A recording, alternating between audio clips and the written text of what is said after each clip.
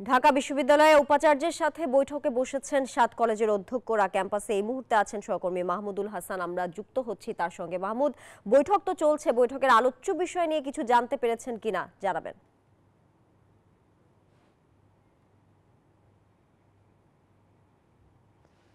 আপনাকে ধন্যবাদ জানাচ্ছি।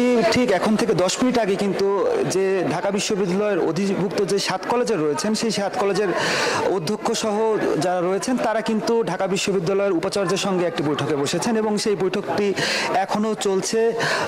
এবং বৈঠকের আলোচ্যসূচির বিষয়ে বলছিলেন তানিয়া। আলোচ্যসূচি তো সবারই জানা যে 7 কলেজের অন্তর্ভুক্তির থাকা না থাকা নিয়ে যে ধরনের যে মতপার্থক্য সৃষ্টি হয়েছে, যে সংকটের তৈরি হয়েছে, সেই সংকটের সমাধানের জন্যই কিন্তু এই বৈঠকটি অনুষ্ঠিত হচ্ছে এবং খুবই গুরুত্বপূর্ণ এই বৈঠক। এখান থেকে যে কোনো বিষয়ে গুরুত্বপূর্ণ একটি সিদ্ধান্ত আসতে পারে। বিশেষ করে দীর্ঘদিন ধরেই কিন্তু ঢাকা বিশ্ববিদ্যালয়ের শিক্ষার্থী এবং এই 7 কলেজের শিক্ষার্থী যারা দুই পক্ষই কিন্তু তারা বলছিলেন যে এই অধিভুক্তিটি বাতিল করা হোক, কারণ দুই পক্ষই বলছেন এই ফলে কিন্তু তাদের একাডেমিক যে কার্যক্রম সেই কার্যক্রমে নানামুখী তারা সমস্যার সম্মুখীন হচ্ছেন। ঢাকা বিশ্ববিদ্যালয়ের শিক্ষার্থীদের সঙ্গে আজকেও আমরা কথা বলেছিলাম, তারা বলছেন যে যত দ্রুত সম্ভব একটি কার্যকর সমাধানে আসা যায় ততই দ্রুতই কিন্তু এই শিক্ষার্থীদের মূল্যবান যে শিক্ষা জীবন সেখানে কিন্তু অনিশ্চয়তা সেটি কিন্তু দূর করা সম্ভব হবে। শিক্ষার্থীরা বলছেন এখানে মূল যে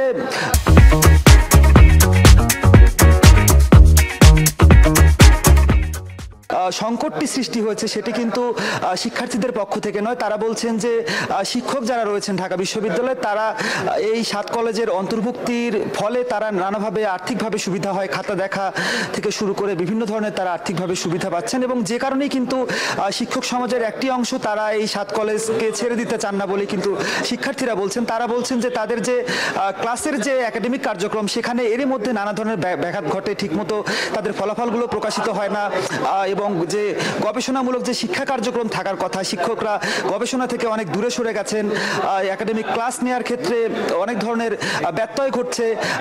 তো এই কারণে সবাই চাচ্ছেন যে ঢাকা বিশ্ববিদ্যালয়ের মতোই চলুক এবং 7 কলেজের মতোই চলুক। তো মূল যে বিষয়টি আজকে কোনো গুরুত্বপূর্ণ সিদ্ধান্ত আসতে পারে কিনা এই বিষয়টি কিন্তু সবাই তাকিয়ে রয়েছে। এই মুহূর্তে যে বৈঠকটি চলছে 7 কলেজের অধ্যক্ষের সঙ্গে ঢাকা বিশ্ববিদ্যালয়ের ভিসির, তো এই বৈঠকটির পরে কিন্তু আমরা এই বিষয়ে জানাতে পারবো আসলে যে জল যতটা ঘোলা হয়েছে সেই অনুযায়ী আজকে কোনো সমাধান আসবে কিনা সেজন্য জানার জন্য কিন্তু আমরা অপেক্ষমান রয়েছি। পরবর্তীতে বৈঠক শেষে ব্রিফ করলে তখন কিন্তু আমরা এই বিষয়ে আরো বিস্তারিত জানাতে পারবো।